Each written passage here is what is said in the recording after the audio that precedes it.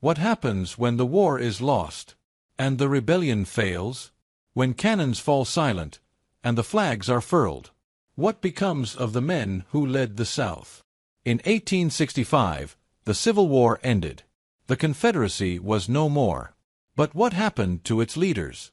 To the generals, the president, the vice president, the men who once defied the Union?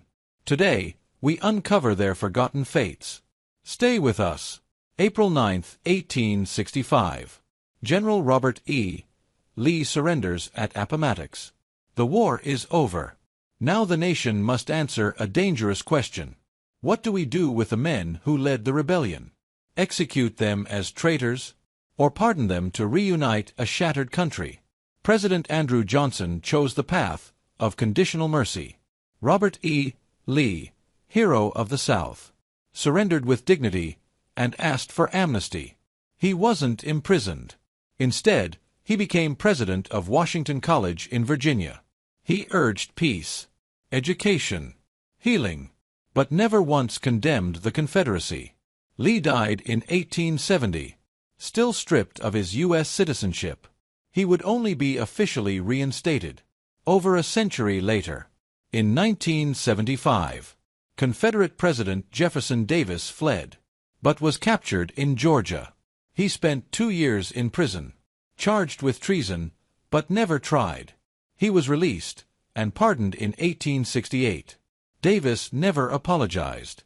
He spent the rest of his life writing books defending the South's cause, until his death in 1889. Alexander H. Stephens, the Confederate vice president, was arrested, but released after a few months. Astonishingly, he returned to politics. In 1873, he was elected to Congress. In 1882, he became governor of Georgia. From traitor to governor. Such was the strange twist of Reconstruction. General James Longstreet, once Robert E. Lee's right hand, became a Republican after the war. He supported Reconstruction. He supported rights for freed slaves. In the South, they called him a traitor. But Longstreet served the U.S. government for years. He became an ambassador, a marshal, and a man hated in his home state, but respected by history. Nathan Bedford Forrest, Confederate cavalry legend, returned to Tennessee, but his legacy turned darker. He became the first Grand Wizard of the Ku Klux Klan. Yes, the first. He later claimed to have left the Klan. But the damage was done. Forrest died in 1877. His name still stirs debate, pain, and controversy to this day. By the end of the 1860s, most Confederate leaders were pardoned. Some returned to Congress. Some ran for governor. Others disappeared into obscurity.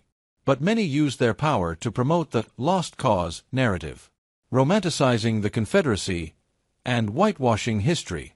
What happened to Confederate leaders after the war? They lived. They returned to society. And they shaped the story of the South for generations. Statues were raised. History books rewritten. Myths born. But in time, the truth emerged. And with it, a reckoning. They were not martyrs. They were not heroes.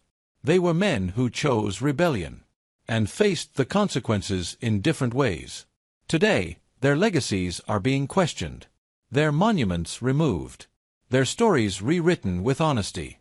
History remembers, and so must we. If you enjoyed this deep dive, give us a like, subscribe for more history that matters, and tell us in the comments, which Confederate leader's fate surprised you the most? Thanks for watching. Until next time, stay curious.